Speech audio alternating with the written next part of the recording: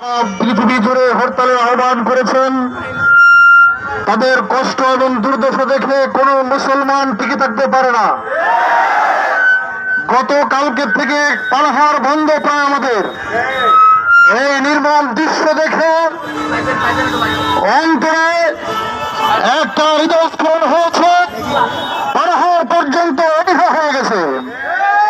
সংগ্রামী সাথী বন্ধুগণ, সেই হরতালের অংশ হিসেবে আজকে ইত্তেফাক উলামার ডাকে আপনারা যারা সাড়া দিয়েছেন, আপনাদেরকে ধন্যবাদ এবং মোবারকবাদ জানাচ্ছি।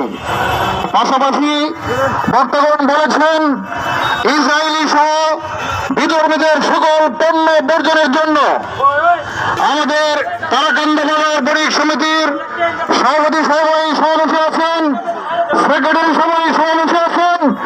আপনাদের মাধ্যমে সকল ব্যক্তিদের কাছে মেসেজ পৌঁছে দিতে চাই, আজ থেকে যেন সকল পণ্য দোকান থেকে সরিয়ে ফেলা হয়। তাহলে কিন্তু আজকে শহর নামাজের পর আমাদের টিম প্রত্যেক দোকানে দোকানে তল্লাশি চালিয়ে সকল পণ্য পুরো ছাই করে দিবে। তার জন্য কিন্তু আমাদেরকে কোনো জবাবদিহি করতে পারবেন না। প্রয়োজন বুঝে আমি মাননীয় উপদেষ্টা মহোদয়ের মাধ্যমে এই মেসেজ দিতে চাই, আমরা প্রস্তুতি হতে যাব ধ্বংস করার জন্য। ফিলিস্তিনের স্বাধীনতাকামীদের সাথে আমাদের জীবন বাজি রেখে আমরা সেখানে যাইতে রাজি আছি। আমাদেরকে পাঠানোর ব্যবস্থা করুন, আর না হতো বাংলাদেশে ইমানদারের ভিতরে যে আগুনের দাবানল চলেছে তা কিন্তু বন্ধ হবে না ইনশাআল্লাহ।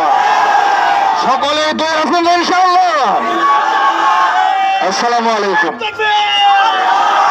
আপনাদের সামনে সংক্ষিপ্ত কথা বলবেন